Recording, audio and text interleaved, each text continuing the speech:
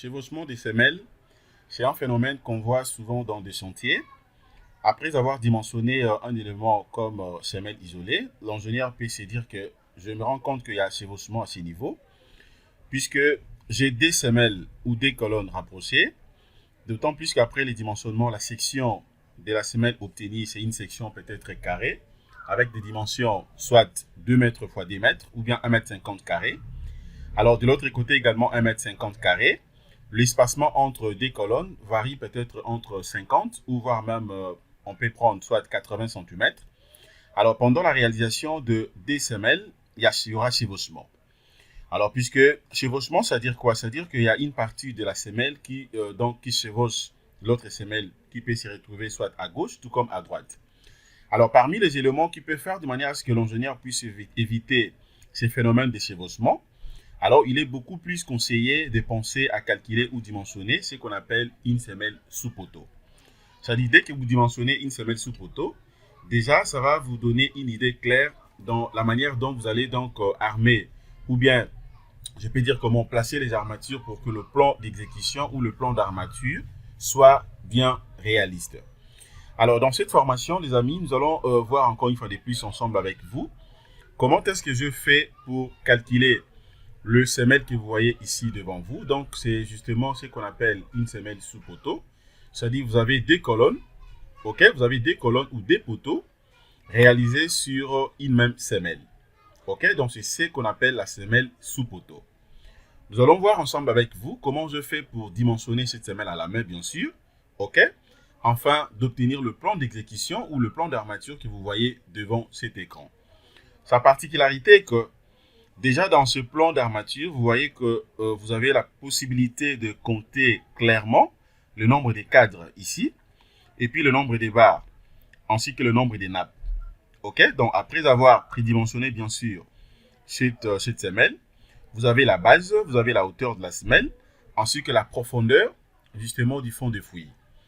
Donc comment je fais pour dimensionner à la main bien sûr cette semelle sous poteau?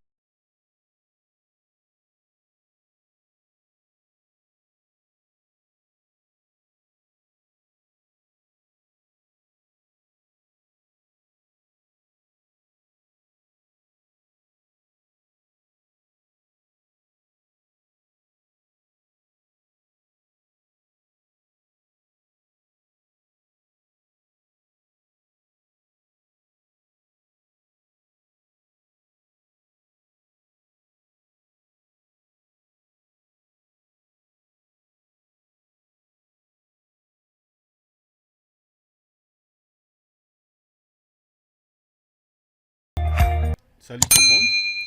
Qu'est-ce qui m'a poussé à dimensionner une semelle sous poteau ici? On y va d'abord sur le plan. Je vais vous montrer très bien le plan en question. Voilà. Regardez par exemple ce plan, les amis. Vous avez donc le plan, la vie en plan côté. Premier étage, deuxième, troisième, ainsi que quatrième et cinquième, puisque c'est un plan type.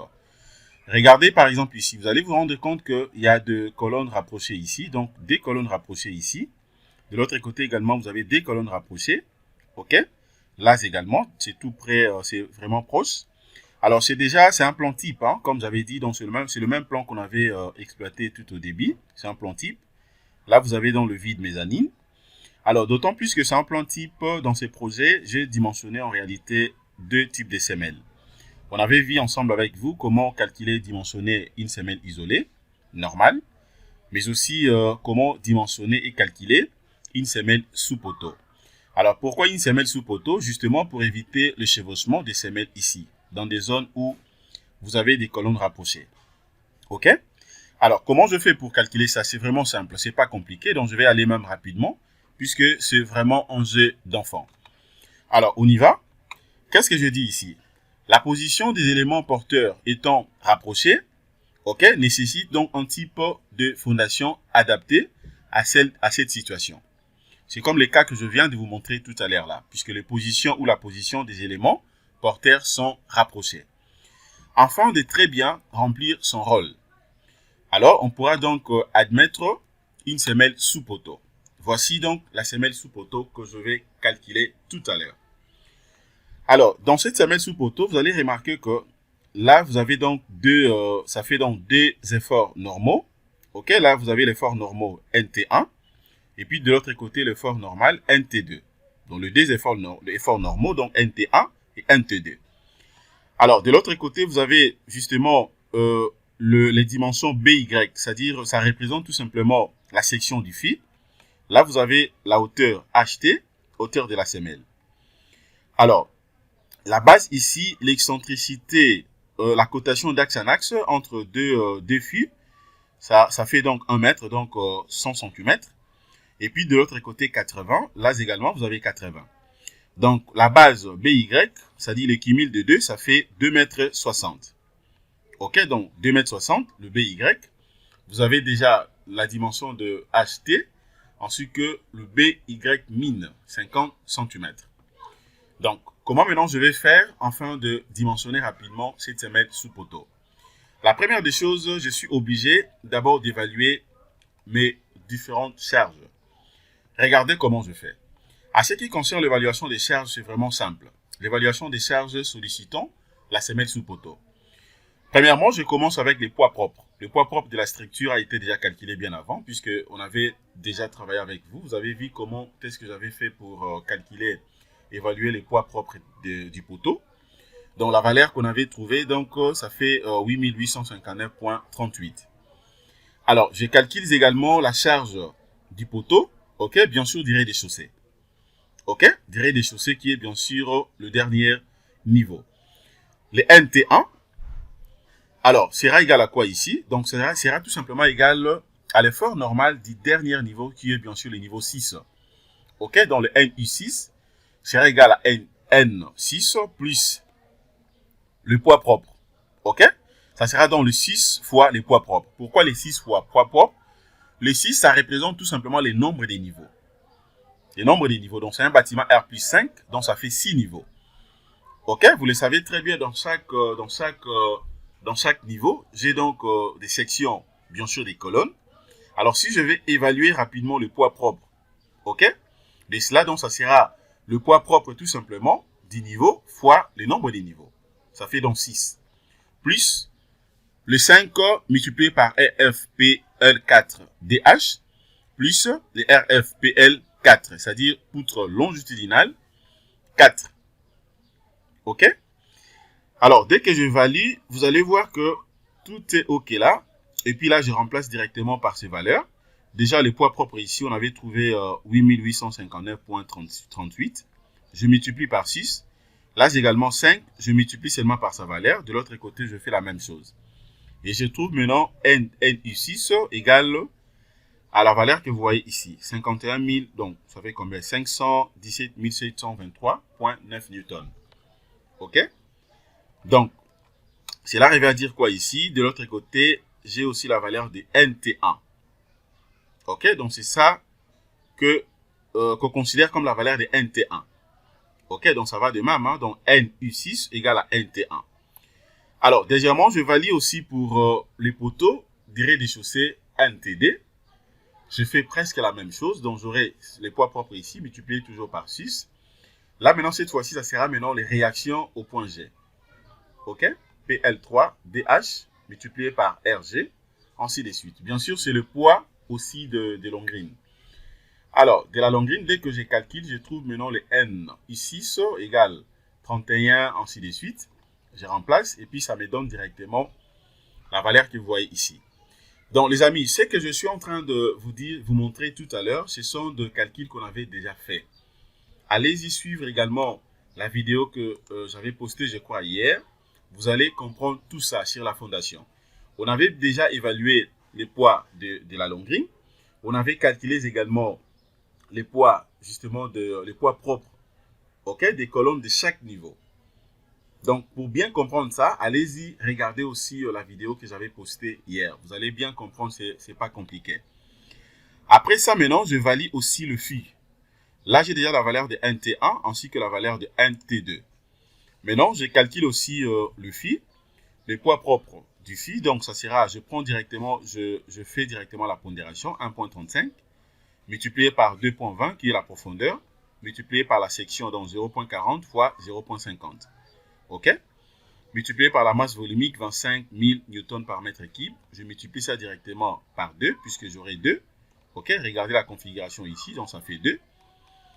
Alors, directement, je trouve le poids d'ici, une valeur de 29 700 newtons. Alors, maintenant, je suis obligé de trouver la charge totale. Donc, c'est juste question de faire maintenant la somme. Donc, j'aurai le NT sera égal à la somme de NT1 plus NT2 plus, ok, donc tout ce que vous voyez ici, sollicitation par rapport au Longines, et puis plus le poids du phi colonne que je viens de calculer. Dès que je calcule, je trouve directement l'effort normal total, ok, égal à combien? Égal à 1 836 665,31 newtons. Jusque là, c'est simple, donc c'est vraiment facile. Étant donné que je finis, je connais très bien déjà le poids total. Je peux maintenant passer directement au prédimensionnement. Le prédimensionnement, c'est simple. La même procédure que celle qu'on avait fait pour la semelle isolée. Là maintenant, je trouve rapidement déjà le B. Le B est connu, donc le BX sera supérieur ou égal à BX sur BY. Racine carrée de BY multiplié par NT sur BX multiplié par la contrainte admissible du sol. Ceci implique BX sera supérieur ou égal à racine carrée de BX carré multiplié par BY multiplié par NT sur BY carré multiplié par BX multiplié par la contrainte admissible du sol. Dès que je tire maintenant, ceci implique BX sera supérieur ou égal à BX multiplié par NT sur BY multiplié par la contrainte admissible du sol. Ok, là maintenant je peux remplacer directement pour trouver BX. Je remplace tout simplement BX min par sa valeur qui est justement la base de la colonne. Je remplace les NT calculés ici, les 1 836 665,31 newtons sur BY, la sélection toujours de la colonne, multipliée par la contrainte admissible du sol. Notre contrainte est de 90. Ok, dès que je remplace et puis je calcule, je trouve directement le BX égale à 39 cm. J'arrondis, j'arrondis donc BX égale à 80 cm. Ok, alors maintenant, après ça, je peux calculer rapidement aussi la hauteur. Ok, regardez. Vous allez voir que à ce niveau ici, c'était beaucoup plus simple pour moi. C'était beaucoup plus simple pour moi puisque je suis obligé de trouver seulement rapidement le BX. Pourquoi le BX? Attendez, je peux vous montrer également. Voilà, on verra ça un peu plus bas. Ok. Bon, j'ai continué d'abord. Je trouve d'abord le BX ici, donc en centimètres. D'autant plus que j'avais déjà calculé aussi d'autres dimensions. Là, directement, je peux calculer rapidement la hauteur ou l'épaisseur de la semelle sous poteau. Donc, HT doit être supérieur ou égal à BX moins BX. Donc, BX, grand BX moins BX min sur 4 plus 5 cm. Dès que je remplace, je trouve directement la valeur de 18,75 cm. Soit HT égale à 20 cm. OK? Alors, maintenant, c'est bon. Je peux passer au dimensionnement. Le dimensionnement aussi, c'est simple.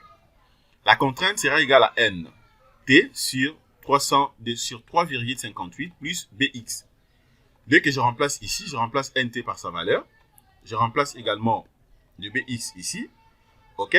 Je trouve la valeur de 540 195,68 newtons par mètre carré. Donc, qui sera égal à la contrainte multipliée par BX.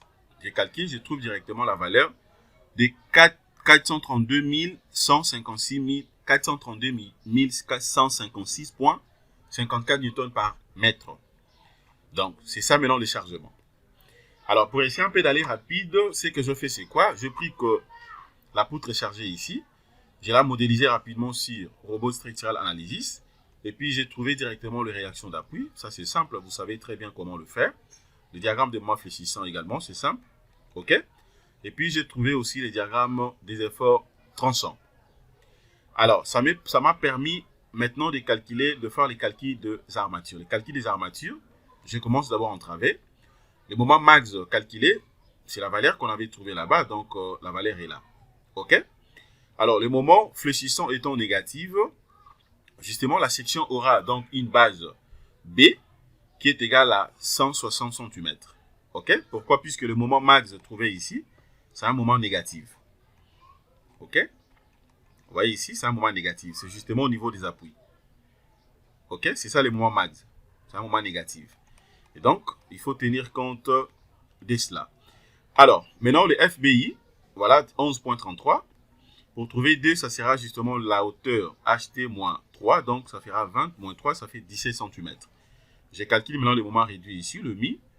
Je remplace le moment par sa valeur sur le FBI multiplié par B multiplié par D carré. Je remplace, je trouve la valeur de 0,264 supérieure à 0,186. Maintenant, ça me donne une valeur qui sort supérieure à la limite de 0,186 dont je tombe dans le pivot B. Donc, cela revient à dire quoi ici? Étant donné que le moment réduit que j'ai trouvé égal à 0,264 inférieur à I au moment limite qui est de 0,391, donc il n'y aura pas d'acier comprimé.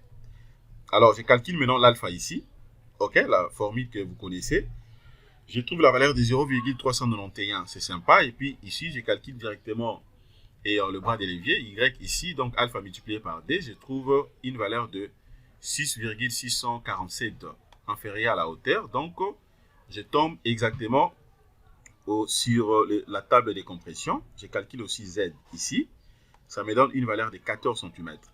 Ça me permet maintenant de calculer directement la section d'acier ici. Donc, je trouve une valeur de 20,38 cm².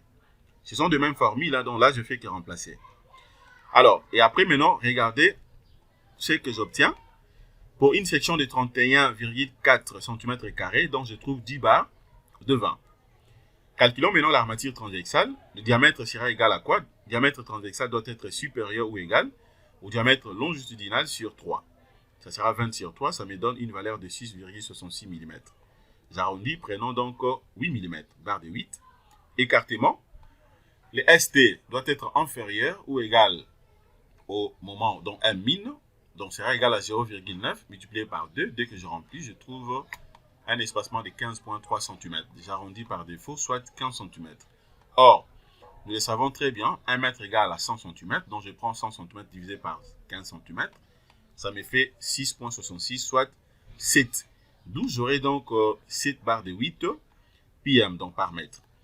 Alors, pour des raisons maintenant des dispositions constructives, nous adoptons également donc 10 barres des 12 dans la partie supérieure, dans la section comme armature de construction. Donc, voilà maintenant le plan d'armature que je viens d'obtenir. OK? Donc, c'est pour dire que c'est vraiment simple. Je sais que lorsqu'on avait calculé la fondation, j'ai dit plein de trucs là-dessus. Mais je voulais tout simplement éclaircir là-dessus puisque j'ai réussi, je crois, 4 questions à ce sujet. Donc, raison pour laquelle je me suis dit, ça vaut la peine quand même de revenir là-dessus pour vous montrer ce que j'ai pu, comment est-ce que j'ai procédé afin de calculer ça rapidement.